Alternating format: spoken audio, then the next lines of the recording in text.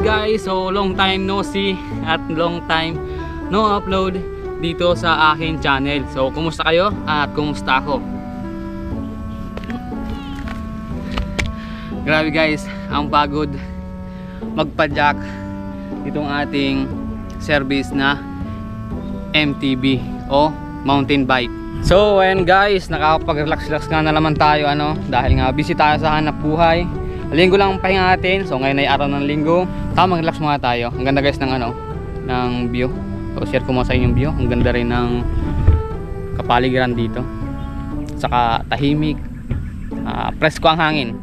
Walang pollution. Yan. Dito lang yan guys sa bayan ng Paracale, Bicol, Camarines Norte. So yung bagyo nga pala wala na. Malayo na sa probinsya namin. So siya nga pala, share ko muna sa inyo yung ating MTB o mountain bike, itong ating service. Ito yung ating service. Yan. So ito ay matagal ko ng service. Di ko lang sa inyo sinasabi ng madalas dahil nga ang content natin ay nangangalag tayo dito sa probinsya namin. So ito yung service natin kapag hapon tayong bayan. Ayan, gala-gala tayo doon. O bagong upgrade. Madami akong in-upgrade yan. Medyo mabigat-bigat din sa bulsa. So ayan guys, yung topic natin at kung makikita nyo dyan sa ating description kung ano yung content natin ngayon dito sa video na to ay ayan nga, i-share ko sa inyo na naman yung ating sahod sa YouTube.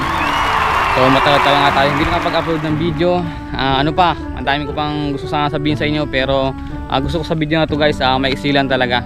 So ayun na, magsimula na tayo. So ayun guys, meron tayong bad news at meron tayong good news. Pero bago ko sabihin sa inyo yung bad news at good news, ay maraming salamat pala muna sa mga subscribers ko, sa mga viewers ko, sa mga naglalike ng video ko. So maraming salamat.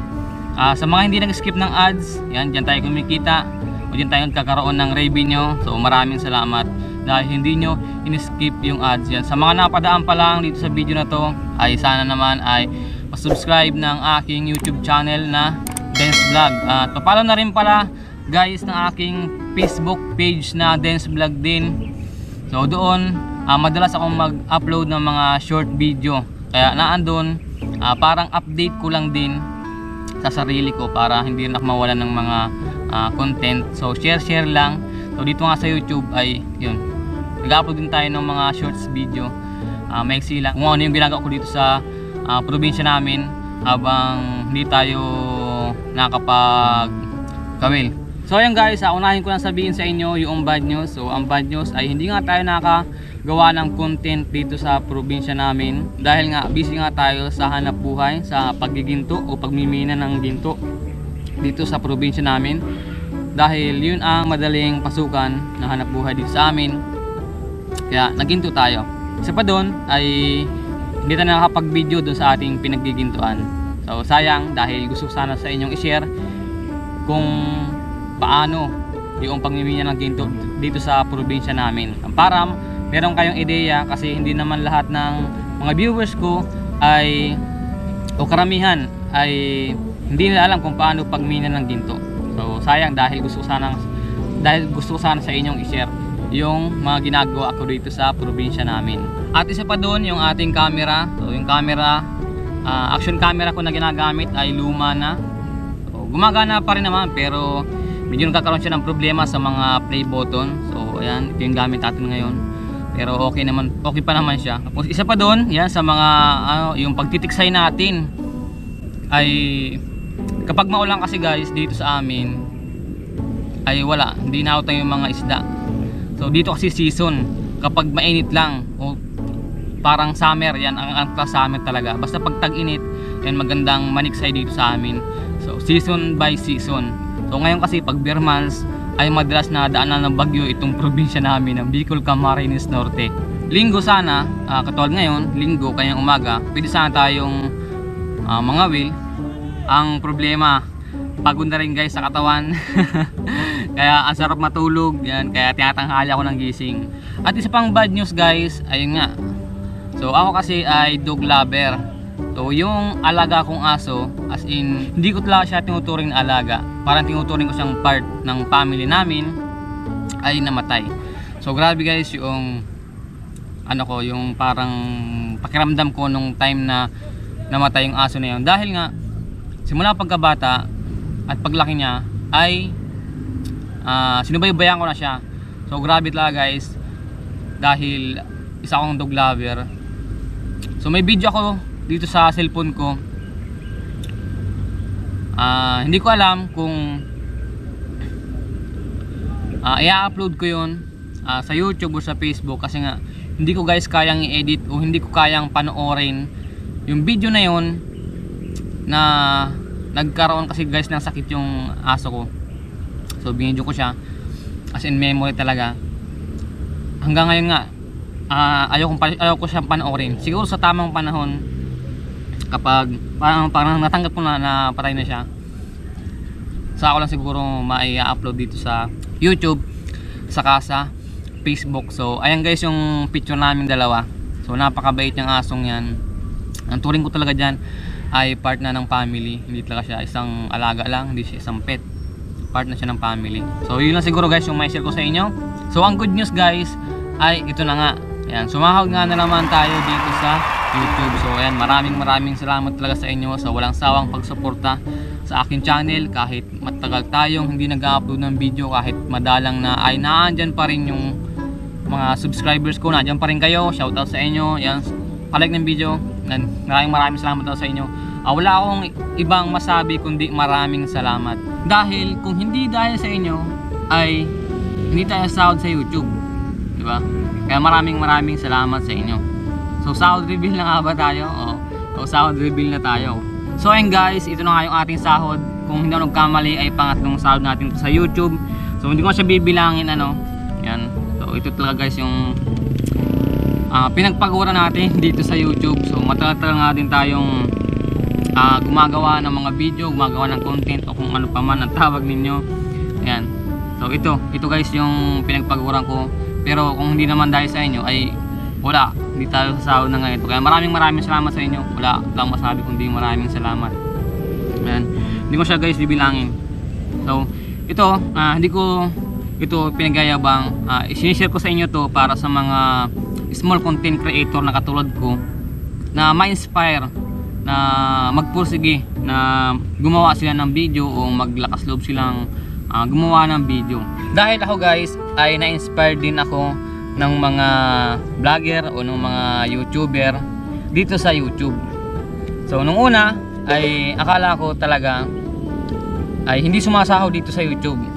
Pero yun nga, nung una, pangalawa, hanggang ngayong pangatlo ay totoong legit siya na sumasahod o na nagpapasahod ang YouTube ng totoong pera.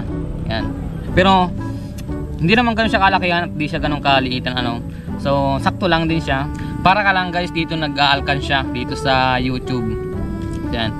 So talagang grabe guys, talagang effort ko rin dito sa pag-vlog o paggawa ng mga content dito sa YouTube ano. Halos araw-araw nga o hapon-hapon ako gumagawa ng video. Sa umaga, yan, pwede ako magkawil, pwede tayong mamingwit, o sa hapon naman ay pwede tayong maniksay.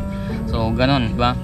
So yung pag-vlog kasi guys hindi naman talaga madali, di ba? So kailangan din natin bigyan ng effort yung mga ginagawa natin para ito, yung sukli sa atin, di ba? So masarap guys sa feeling na yung mga ginagawa natin ay bumabalik din sa atin. May kapalit ba?